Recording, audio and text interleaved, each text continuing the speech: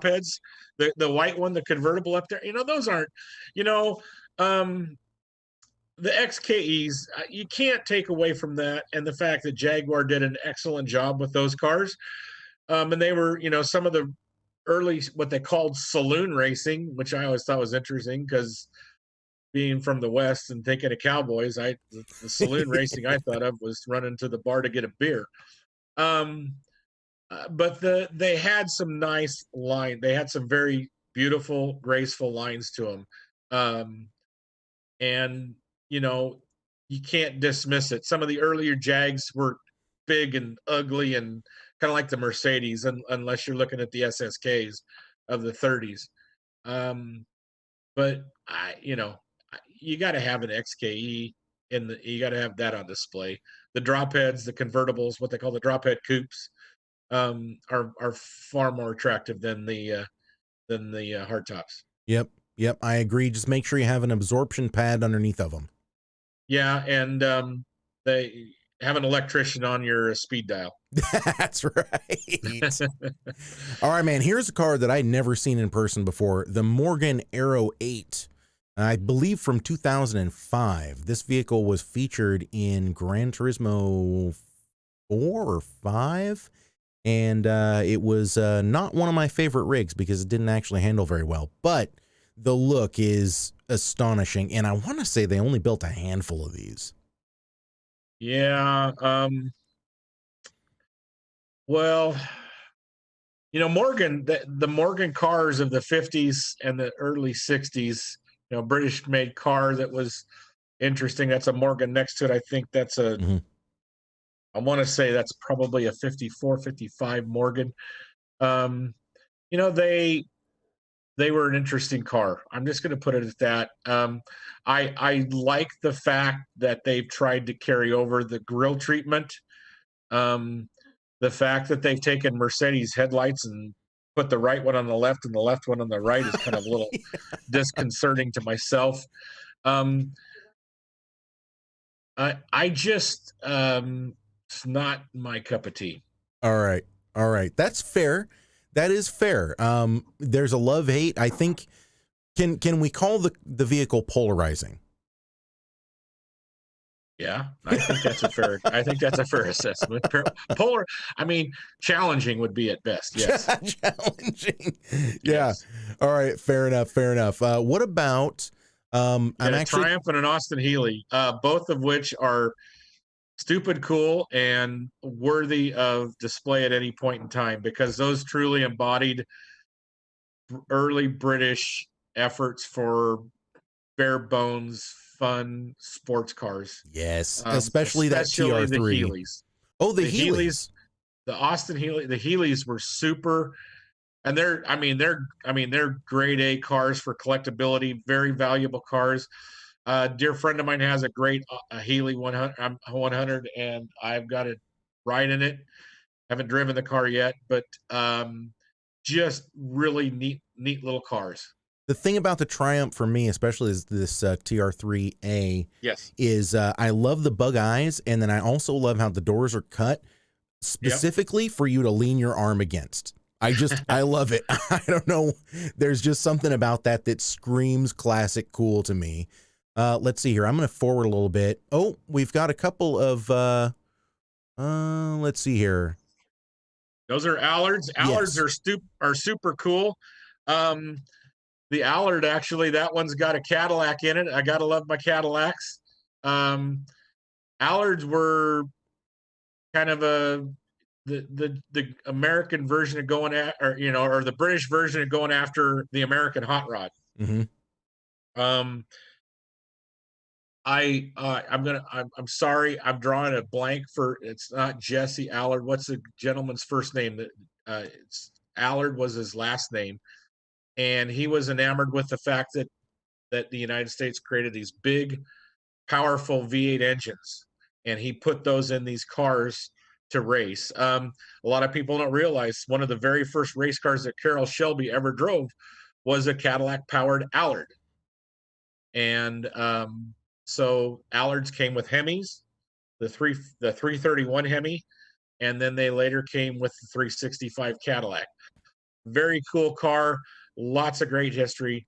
Um, whether it was in the United States or Europe, Oh man, absolutely be a car for the museum. those must have been just barnstormers, absolute rippers. And you know, they didn't have the best suspension, you know, in the early, I mean, when you're, you know, this is a 51. I mean, you're talking about cars that had just, they were like straight axle front suspension, some very crude suspensions. Mm-hmm. Mm-hmm. Yeah, yeah. But they did have the mesh over the headlights, so they were ready to race. Yeah, yeah, they had that. You know, that was kind of a prerequisite for that European road racing stuff for That's tape. right. And by the way, a fashion that will never go out of style. All right, I have one more for you. I'm going to scroll through real quick and find it. I know you're seeing lots of crazy stuff here. I'm sure you want to comment about it, but this is the one right here. I love Kaiser Darren's. Those cars, fiberglass bodied car. It was really, you know, there was in the 30s and 20s and 30s and into the very early part of the war, there was a big thing known as coach building. Um, in Italy, they call them carrozzeries. Basically, private shops that would custom build bodies, custom modify your car. You would get them a drivetrain, you would get them a chassis, you might get them an entire car, and they would custom personalize it for you. Um, the Kaiser Darren studio, these cars came out uh, after that period, having that flavor, but they wanted to make a coach built type of car for the public. One of the cool things I still just think it's super cool is the fact you can't see, but the doors actually roll forward into the fenders. I have it There right you there go. for you. Perfect. Um, absolutely, just that was otherworldly at the time when this car was created. These cars were a popular vehicle. Clark Gable had one. Uh, Greta Garbo had a Kaiser Darren. A big Hollywood type of a car. You know, you when you rolled around in this thing, everybody stopped and took notice. Um, I've got composite technology. I've got a background in composites. Prior to doing the museum, I built composite race cars. I the fact that this is early composite technology is just really cool too. Doesn't that just blow you away? Yeah, yeah. It's I mean, you know, unfortunately, we look at cars every day and they're just mostly tools, especially the new stuff. It's a I mean, it's not even pedestrian. They are strictly a tool to get you from one place to another. And it's how comfortable can we be? Can we have our butts warm? Can we have our drinks cooled? Can we have our hair blown with the air conditioning? And you never appreciate the drive more than you do in a car like this because this is just a statement. Man, I couldn't agree more. And I'm glad that you ended it on that because we have a vehicle that makes a real statement. And this is a segment that we like to call Smoke and Deal or Smoking a Doob. Or actually, I had producer Nick make up a very special intro just for you, Ron. Go ahead and hit it there. World of Speed or World of Weed.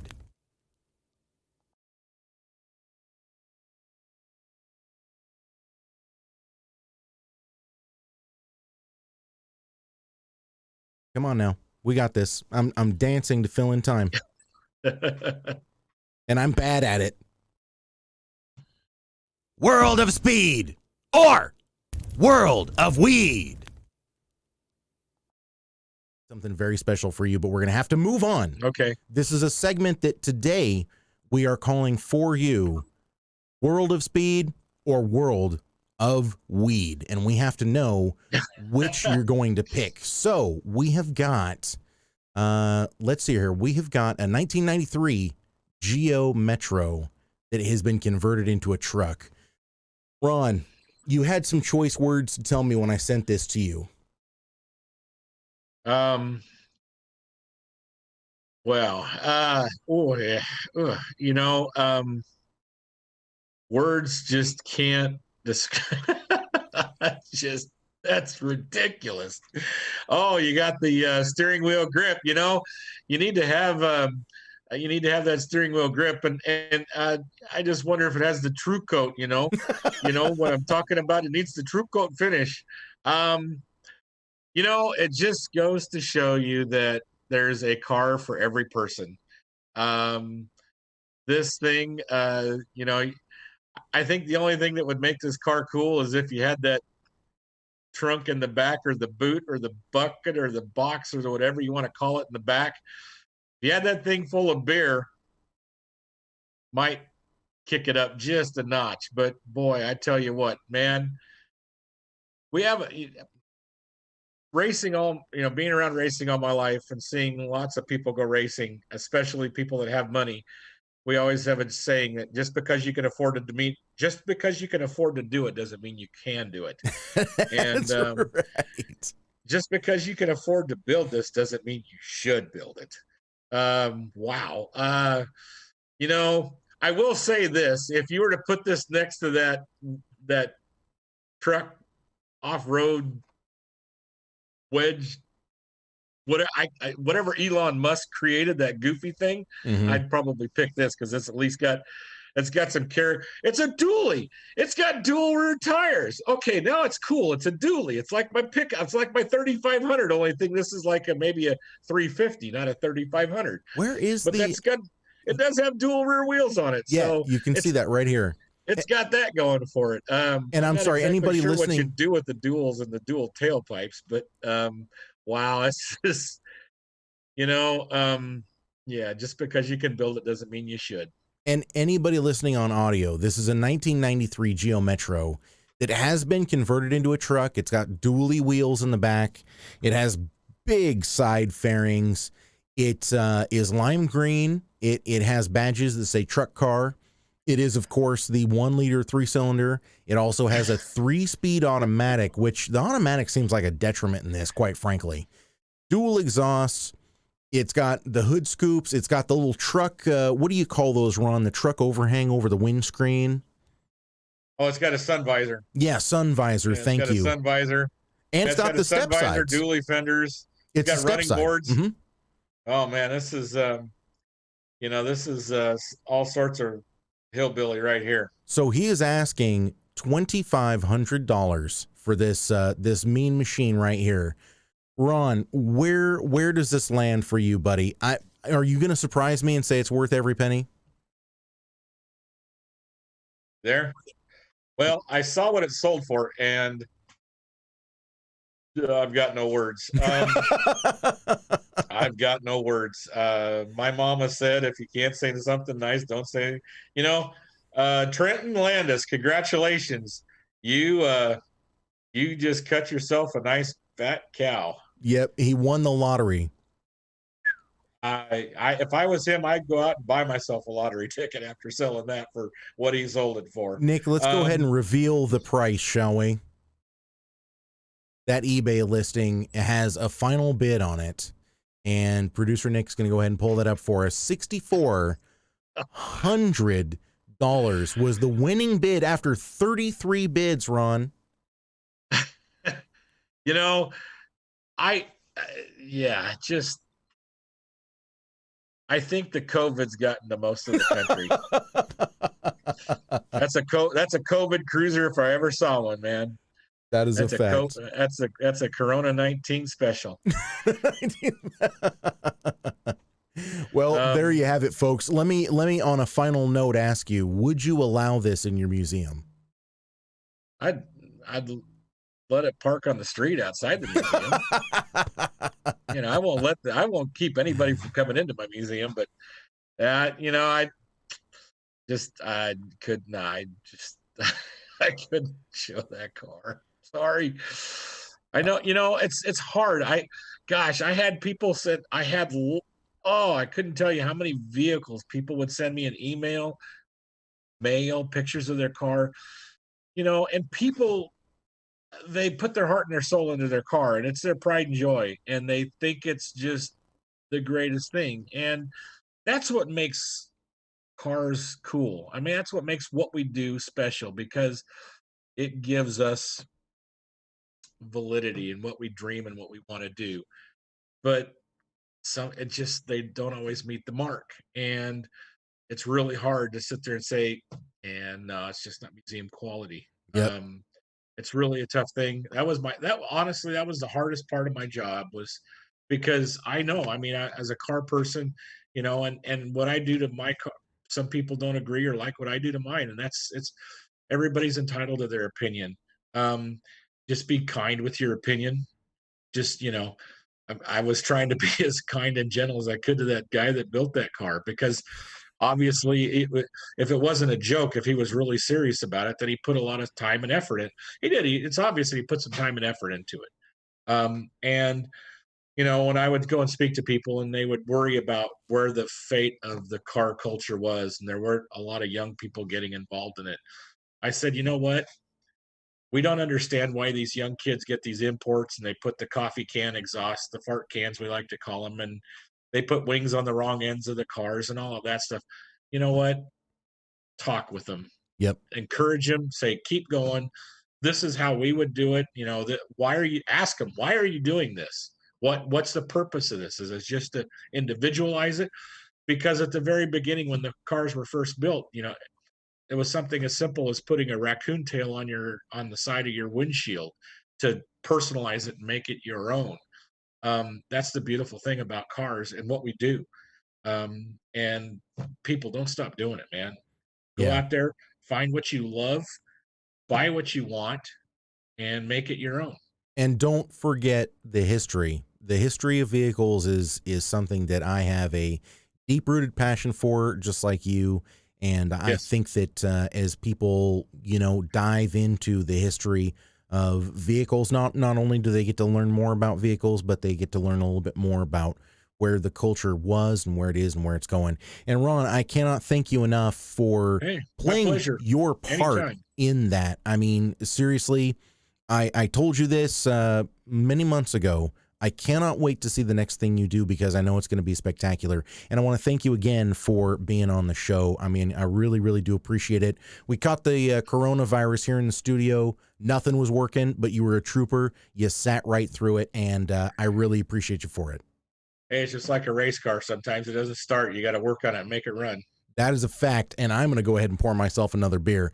So, Ron, thank you so much, my friend. You guys out there at home, thank you for tuning in. Thank you for telling a friend. Make sure you check us out every Sunday at 8 p.m. A new episode comes out on the Facebook Live, the Twitch channel, the YouTube. It's all at Boost Booze BBQ. Find us out there. Oh, can't forget Instagram, of course. Make sure you let us know if you would have paid $2,400 for this Geo Metro truck, or if you were the one that paid the $6,400, reach out to us. We want to do a road test of that vehicle. So until next time, thank you again for everything you guys do. And a huge thank you again to Ron, to producer Nick, to Coy, who is having an overland excursion he's going to tell us all about next week. And we will see you next time.